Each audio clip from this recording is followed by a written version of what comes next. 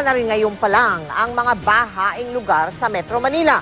Para iwas disgrasya sa pananalasa ng bagyo ay pinagbabaklas na rin yung mga higanting billboard. Nakatutok si JP Soriano. Sa lakas at lawak ng tatamaan ng papasok na bagyong Yolanda, pati ang Metro Manila kasama sa mga nanganganib na maapektuhan. Kaya ngayon pa lang, naghahanda na ang Metropolitan Manila Development Authority o MMDA sa posibleng epekto ng bagyo. Sinimulan na kanina ang pagbaklas sa naglalakihang billboard sa EDSA para iwas disgrasya sakaling bayuhin din ng malalakas na hangin ang Kamaynilaan.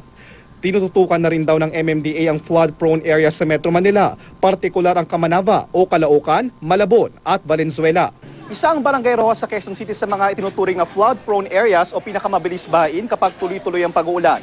Kaya ngayon pa lang ay naghahanda ng barangay na ito sa posibleng epekto ng bagyong Yolanda.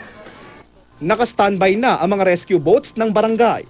Ang mga residente, alam na rin daw ang gagawin matapos idaos dito noon ang ilang flood drills. Meron tayong aside from yung warning system, ito, monitor namin kung gaano kabilis sumakit ang tubig.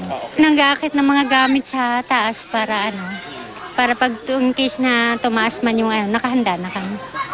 Ang MMDA Flood Control Center, 24 oras daw na binomonitor sa mga CCTV ang mga tinaguriang critical areas tulad ng Marikina River Marcos Highway, Araneta Avenue Creek o Talayan Creek at Manggahan Floodway. Kaya mas pinaigting daw ng MMDA ang kanilang paghahanda ngayon. Hindi ko din discount yung possibility na yung diameter niya, pagtawid papuntang West Philippine Sea, may epekto. Sinuguro rin ng MMDA na maayos na gumagana ang 51 pumping station sa Metro Manila na hihigop sa baha palabas ng mga ilog at Manila Bay. Pero sana raw, di sumabay sa high tide ang bagyo.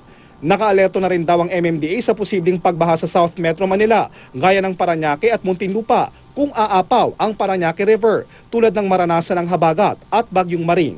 Pati pag-apaw ng Laguna de Bay, babantayan din dahil apektado rito tiyak ang maraming lugar sa Metro Manila gaya ng Taguig, Pateros at Muntinlupa. Kung talagang ganong kalakas, sana wag mangyari, baka pati maagang pagsususpend ng klase, rekomenda natin. Paalala ng MMDA sa local government units, ihanda na ang evacuation centers at rescue personnel at equipment. Sa oras naman ng isang emergency, pwedeng tumawag sa MMDA hotline.